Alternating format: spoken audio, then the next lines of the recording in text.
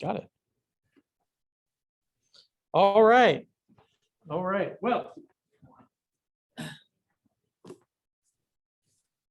if you are new to this series, we are looking at the life of Paul, a man of grace and grit. And it occurred to me this week that we have not talked about this, but this book by Chuck Swindoll, one of the most gifted pastors I have ever heard, amazing preacher. This is Great Lives from God's Word. And this is a series. So if you are enjoying the series, I would encourage you, there are other characters in the Bible that he picks up in here. This is actually book 6. And one of the things that I think is really neat, and I don't know where we're going to end up going with some of the lessons in our class, but one of the books is on the unknown characters of the Bible, which to me is always super interesting when you get these characters, and sometimes they don't even have a name, but what they do is so significant. But there's David, there's Moses, there's others. So if you've really enjoyed it, I would encourage you to check out others in Swindoll's series. So, but we're in Paul, and we're talking about today preaching as Paul preached. So to start with that, I want to ask you this question. What makes a good pastor? What makes a good pastor? This is a toss-up question. So we will listen for responses from the audience. Bob's dropped off.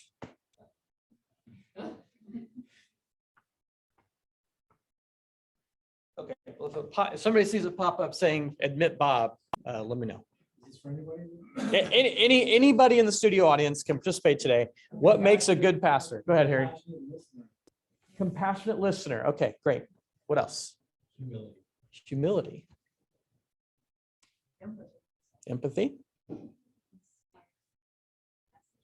Inspiring messages.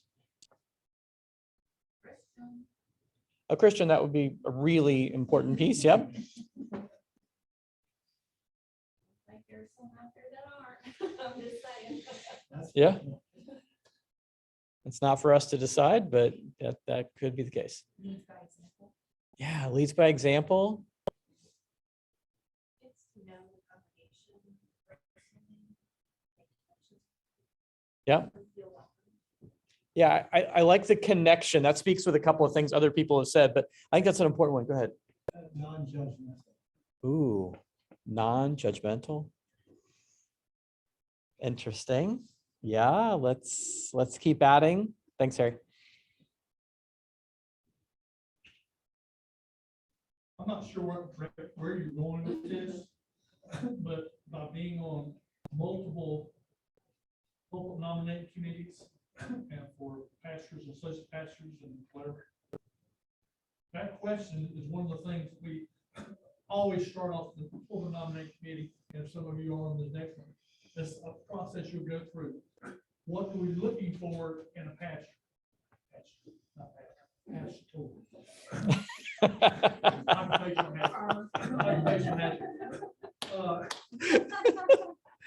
And again, I don't want to steal your thunder, but everyone's listed and then some is we're going to say that's that, and nobody can fit them all. Yeah, I think there's no one that can do all the things that we've said will make a good pastor. One guy comes to mind that would fit them all, but I don't think we can hire him. He's not available for hire. Until he comes again. So he comes again. Yeah. Okay. And he's everybody's best. That's right. He's the great guy. Yes, sir. And then if you tie all what we spoke about, one has to be.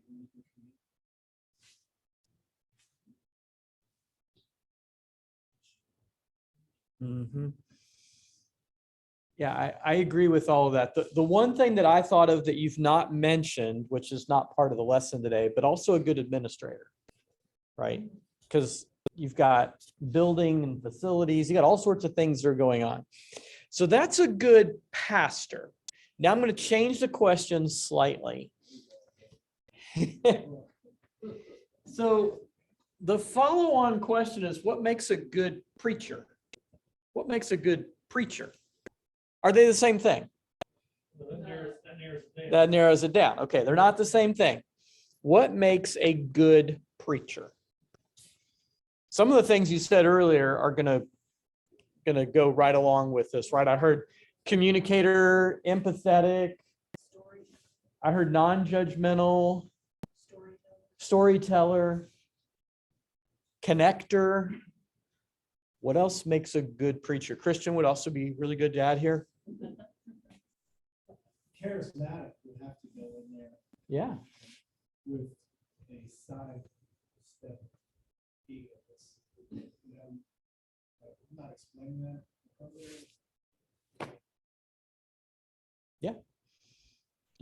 You got to have somebody that people want to listen to, right? So some level of, yeah, I can get into what this guy's saying. Yeah, I didn't mean guy as man. Well, in a minute, we're going to get to a guy thing, but we'll leave it open for how you want to look at that. Relatable, yes. Yeah. Did you hear this morning, one of the things that Ferris said was, hey, what weeds are in your gardens? And he said, hey, I got weeds in my gardens, right? He's relatable, right? He's not on some pedestal somewhere else. I want somebody that walks the walk. I'm not gonna listen to somebody if I think Mm-hmm. Yeah. It's not good to take advice from people who don't have any knowledge.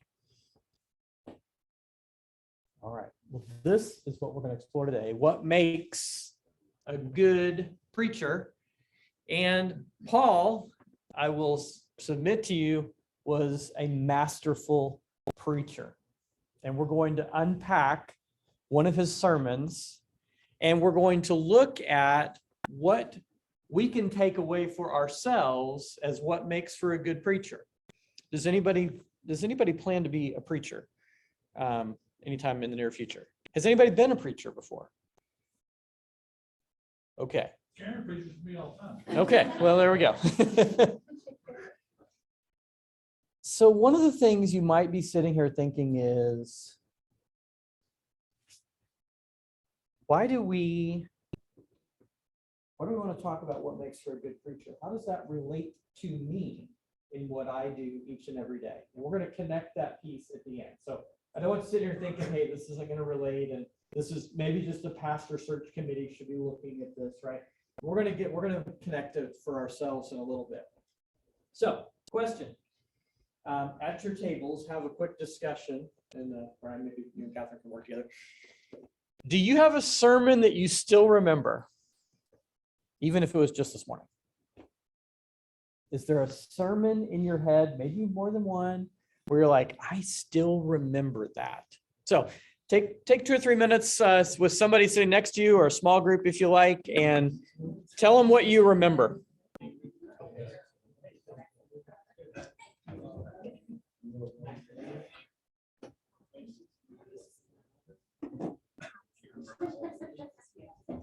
I remember doing that.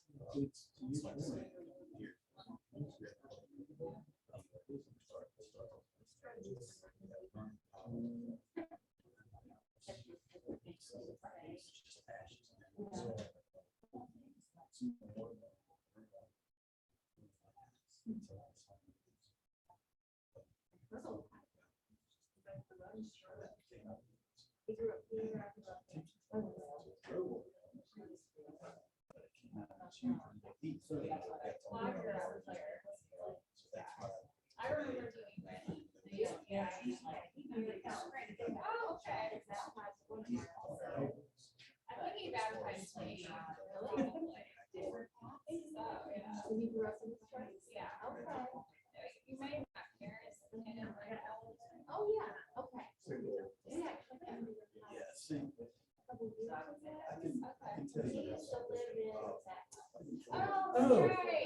Yeah. You did. Well, you should come back and see it. It's completely. Yes. We redid the whole upstairs right away. So, yeah, we got like Yeah, a we nice. live up there now, like our master bedroom, and got like an office or something up there. It's still up there. It's still like it. You gotta sit down. You gotta think He's of this. 3. Oh, wow. Messy. Yeah, he's downstairs in the room off the hall. That's That worked. All right, 30 seconds. Very good.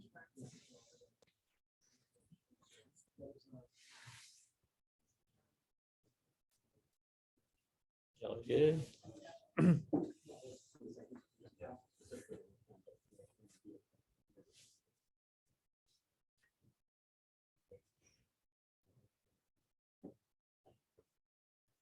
So when you call 30 seconds, it's under we're done.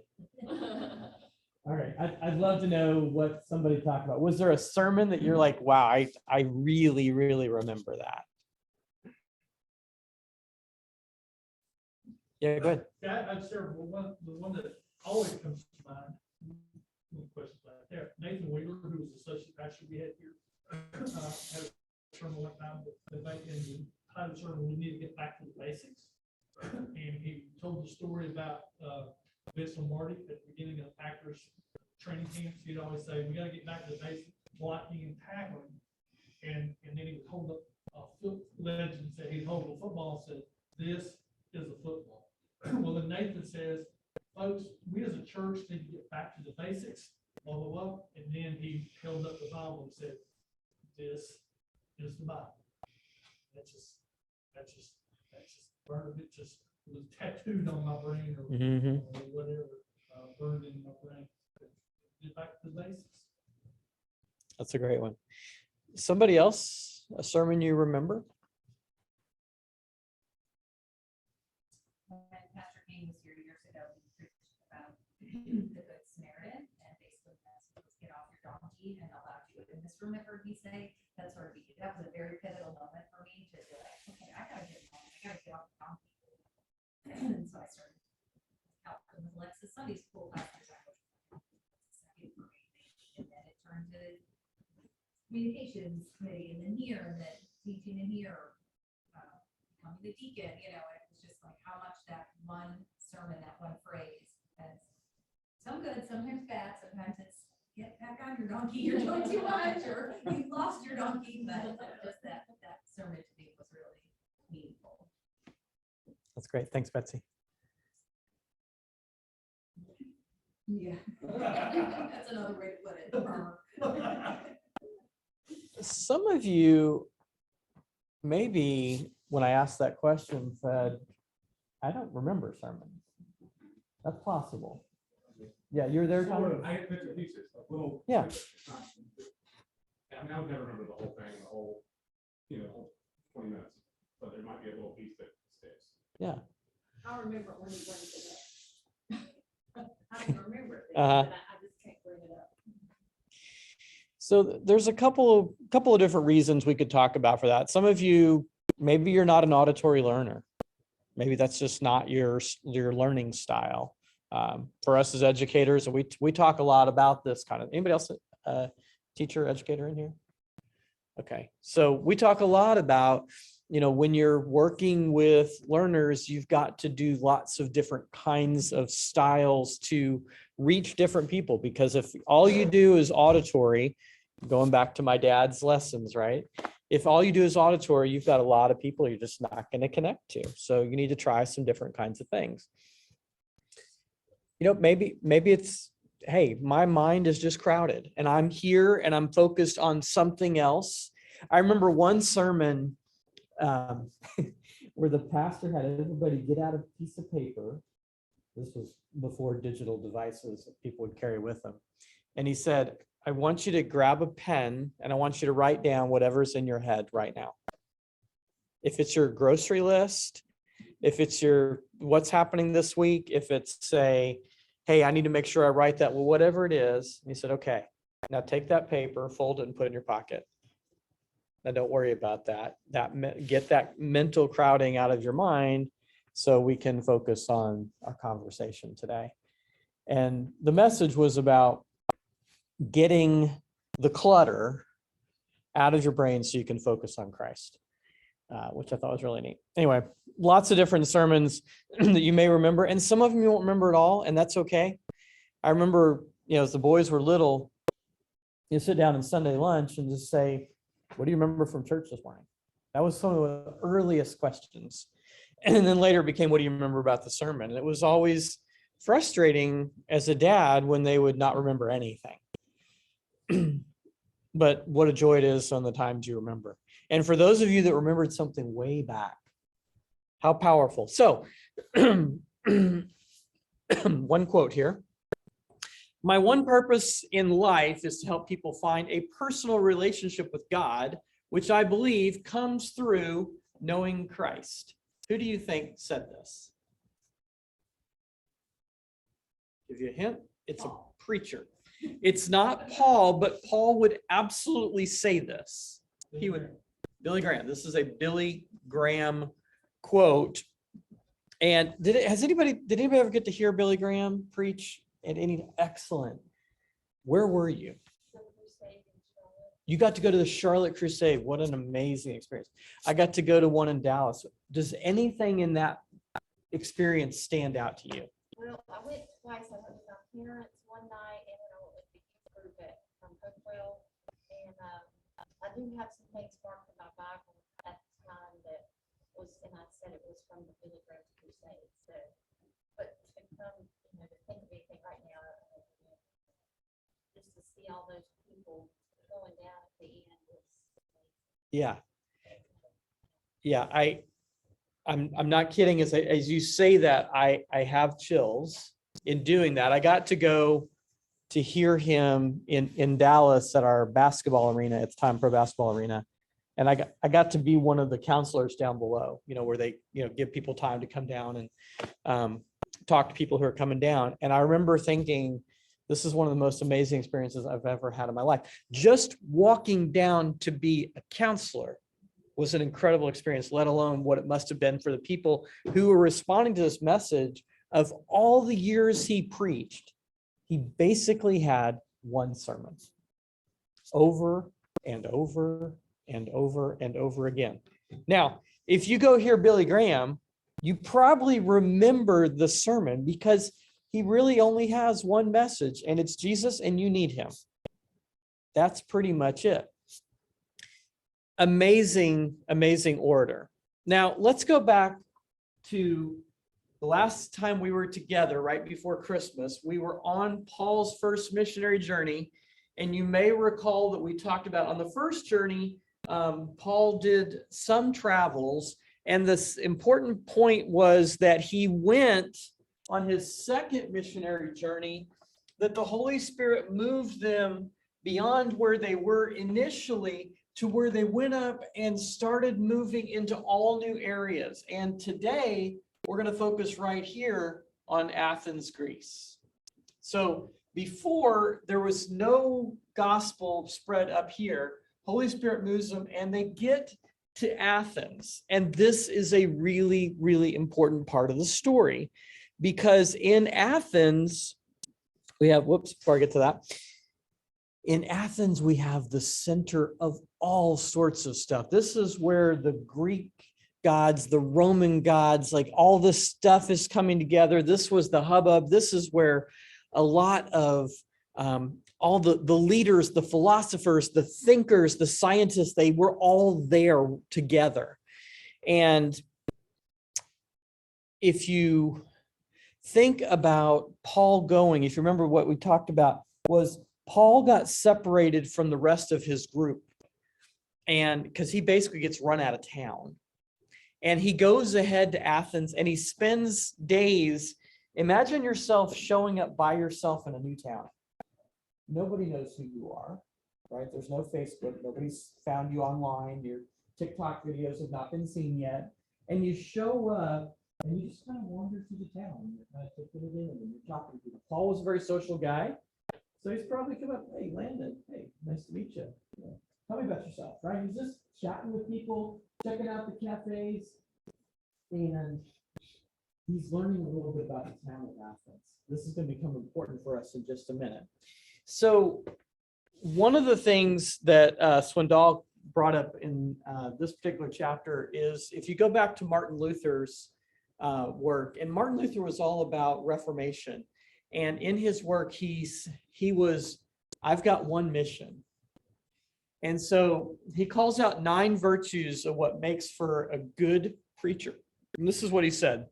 And he across all of these. So he should, of course, teach systematically, have a ready wit, be eloquent, have a good voice, have a good memory, know how to make a beginning and when to make an end. That's something I always talk about when I'm interviewing people to work on my team. Like, if you're on my team, you've got to be somebody who wants the microphone if there's one in the room. But you equally have to know when to put it down. He should be sure of his doctrine. He should venture and engage body and blood, wealth and honor in the word. And he should suffer himself to be mocked and jeered. And Swindoll really dives into this. It's like, you can't be a gospel. You've got to be willing to preach it over and over and over again, like Billy Graham, regardless of what anybody in the town has to say about it. It's the gospel and that's it. So with that background, let's look at Paul's model as he goes in to preach in Athens. So the first part is his preparation, and he goes in and because when you know the people, you can begin to understand how to connect to them. Somebody said connect earlier. Did you say connect? Somebody said connect. One of the things Billy Graham would do, I don't know who said, Billy Graham would go before a crusade to the town several days in advance. And he would meet the mayor and the key leaders in town and the athletes, and he would go to the popular hotspots so that when he began his sermon, he could connect with people as I have walked among you, which is what Paul is going to say for us here. In Acts chapter 17, which is where we're going to spend our time today. In verse 16, in his preparation, while Paul was waiting for them in Athens, so these are the people he's waiting for his missionary friends to show up, his spirit was troubled within him when he saw that the city was full of idols. So he's traveled around, and it was estimated at about that time that there were 25,000 handmade idols throughout the city. 25,000. Now picture that around Cornelius Hunter's Memorial. Where would we even put 25,000 idols? There's a Humpty Dumpty and a Mark Twain. What other statues do we have around town? Those are the only 2 I can think of. Okay. All right, we got 3. Where are we going to put 25,000? And there were another 30,000 inside the parking lot. There's 55,000 idols. And Paul's walking around going, wow, these people are messed up. But It's like asphalt. yeah. But they didn't know anything different. They knew what they knew. And they knew, because everything was an oral tradition, they knew what people proclaimed. Very few people could read and write and do that kind of stuff. So it was just what people sold and what they remembered and passed down. Now think about what you remember from your sermons. This was the way people learned new things and shared ideas. Well, to that point, think about this, people probably, I think inherently, humans are searching for something. Yep. And so the people in Athens, whatever, they were searching for something. Also, it's human nature, and people were feeling that. People are still that way today. People still are searching for whatever the answer is, and we know in this room, we know what the answer is. Right. So I think that's what Paul was doing. People were, they were open, and he's going like, all right, I'll feel it. That's precisely it. That is precisely what we're going to see happen right here. So in 17, so he reasoned in the synagogue with the Jews and with those who worship God, and in the marketplace every day with those who happen to be there. So Paul's now going wherever the people are, just willing to talk to whoever. And then in 18, we see, then also some of the Epicurean and Stoic philosophers argued with him. Some said, who is this pseudo-intellectual? Or what is this pseudo-intellectual trying to say? Another translation says babbler. Okay, so Epicurean. Anybody know what Epicureans are about? Yeah, whatever is going to pleasure me is what I'm about, right? I will sit here and eat all day long. Isn't there a store called like Epicurious or something like that on some of the walls? That's what I was thinking. Oh, that's a recipe thing. Epicurious. There's some like it's like body lotions and soaps. What store am I thinking of? Am I making this up? No. Okay, I think there's a story like that. But anyway. And the Stoic philosophers, what do you think of with Stoic? Yeah. Yeah, I got my thing. This is it. If you're not about this, then don't worry about it, right? I got my thing. You're not going to change me. Others replied, he seems to be a preacher of foreign deities because he was telling the good news about Jesus and the resurrection. So they're listening, they're hearing ideas of this guy who's come from afar, and he's got very different ideas. So that's the preparation. These are the people. Now let's look at the platform, because this is, to me, super interesting. So this is the platform where Paul is preaching in Athens.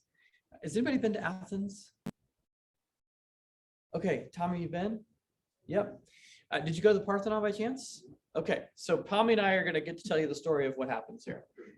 So Tommy's up here. Miserable, grumpy teenager. Envision a grumpy teenager. Oh, this is a high school experience? Yeah. They didn't want to be there at all. Forced family vacation. Forced family vacation. That has got to be the title of a new movie. Forced family vacation. Okay. Was it in the summer by chance? Tell them exactly. So it was- It was right after high school graduated. So all my friends, the whole joke is that all my friends went to the beach. I was here with my parents and going to plan with degrees. So I just wanted to be there. So we'll never go back to Greece. Got it. All right.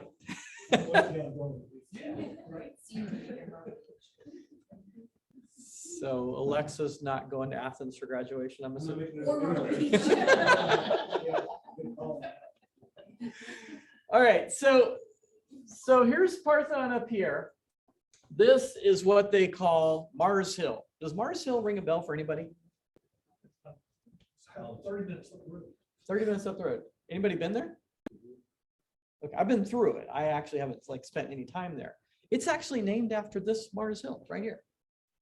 And I believe one of the things I read was if you go to Mars Hill University, there's actually a thing connecting that. Anybody go to Mars Hill University? Did they really? Fantastic. They forced me to go that one time too. You've had a tough life. Yeah. So this particular rock is where Paul goes to preach.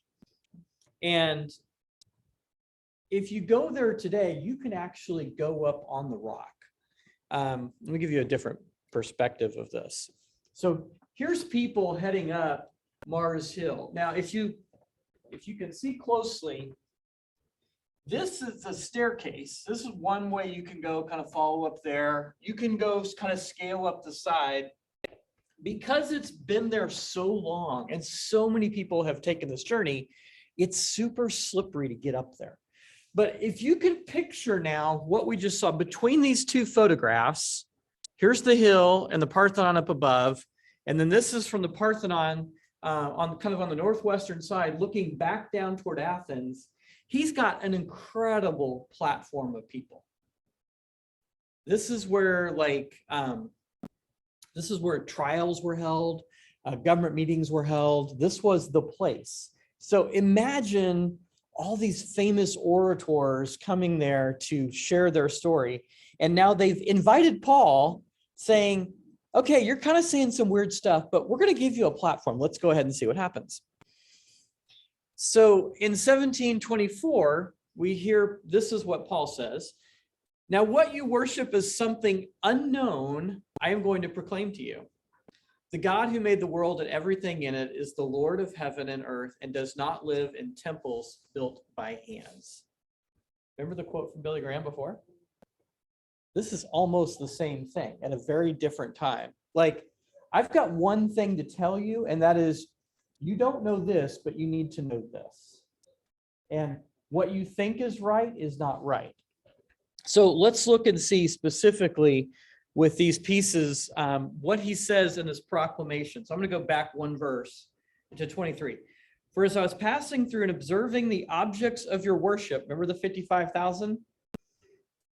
I even found an altar on which it was inscribed. Okay, now this I think is really funny. Okay, this is my Bible I teach from. And it's a little tiny text. Can you see that there's a block of large text? This is the only place I can think of in my Bible that does this. There's block letters in a box that says, to an unknown God. Okay, so why did they have an idol to an unknown God? What did come to the basis? We might have forgot one. We've got 55,000 idols, and maybe 55,001 is the one we really were supposed to proclaim. So we're just going to make it to an unknown God. Therefore, what you worship in ignorance, I'm sure this was popular,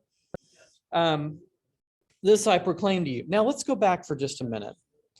When he's up on Mars Hill, he starts the sermon with a really important sentence. He says, men of Athens, I see that you are extremely religious in every respect. Okay, think about that sentence.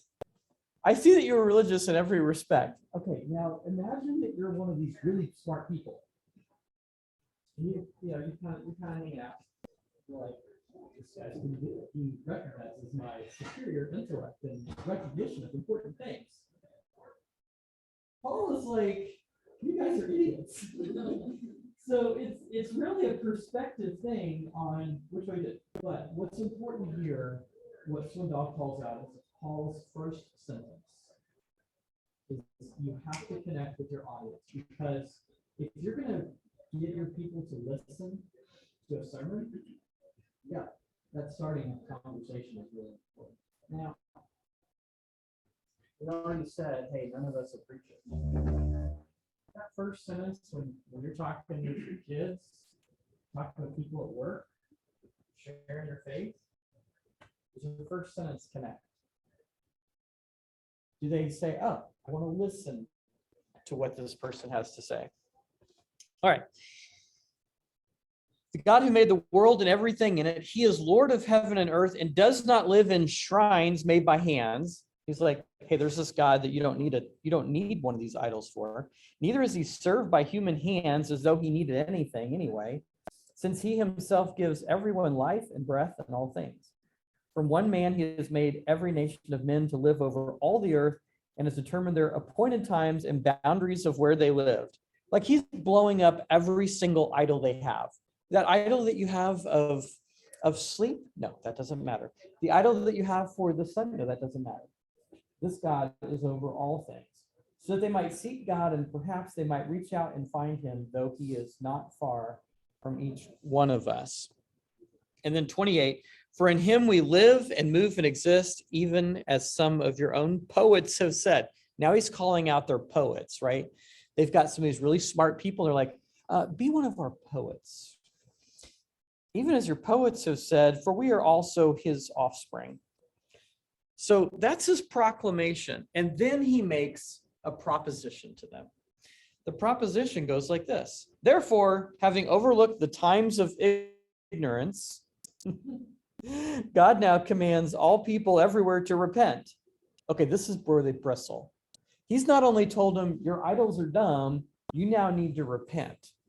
And they're like, whoa, dude, back up. Get off Mars Hill. we don't agree with you anymore. But what you find right after that,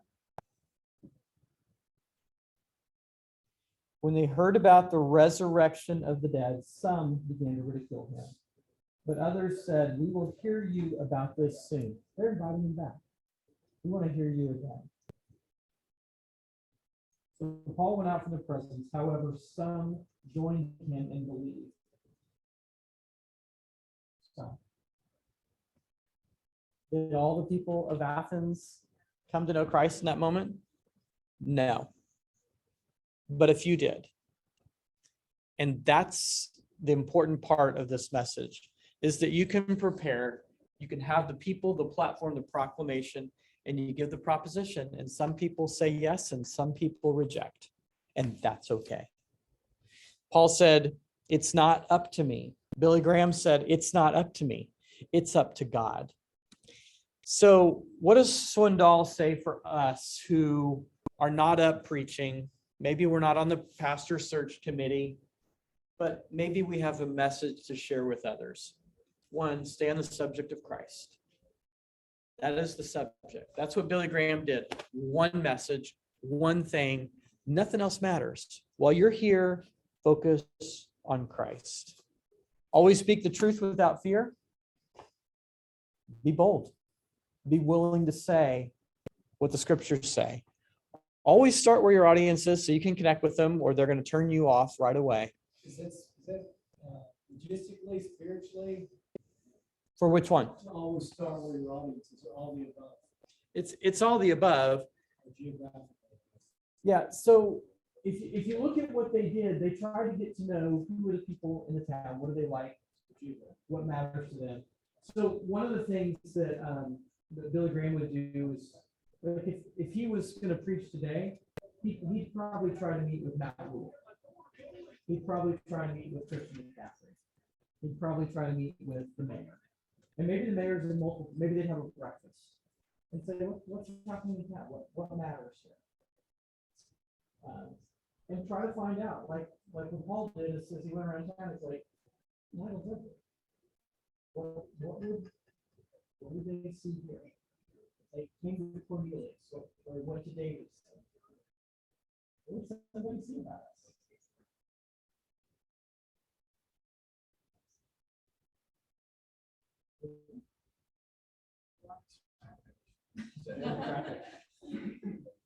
So maybe that's, people are just busy and they're going and going and lots of stuff happening. What did you say here? No, I said that answered my question. okay. And then the last part is start where your audience is. In other words, try to connect with them immediately, is to surrender the results to God, because it's not up to us. Whether you're a pastor by occupation or whether you have a pastor role with somebody around you, maybe it's even somebody you've never met, is stay focused on Christ and let God be God. When Pastor Griggs finished his sermon this morning talking about the gardens, did he follow any of you down here to say, hey, did you hear what I said this morning? Or did he let you walk down here in peace, dealing with it on your own? He's not going to chase the parking lot. He's not going to show up at your home on Tuesday morning and ask you, what do you remember from today's sermon or Sunday's sermon? He lets the Holy Spirit do it. So, thank y'all for your interactions and conversations today. It's really fun to picture in my mind Paul standing up there with a completely foreign message. I like that a lot. Thoughts or comments? All right. I will close this in prayer. God, we thank you for giving us an opportunity to gather. We thank you that Bob was able to join for a little bit and hope that he is recovering and that his disconnect was not just being in pain and he couldn't do today any longer.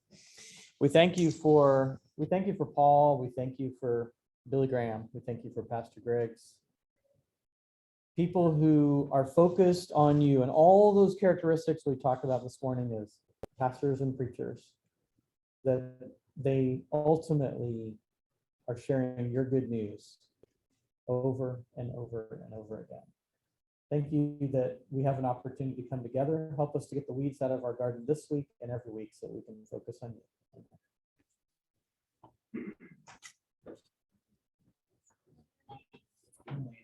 Thank you. So-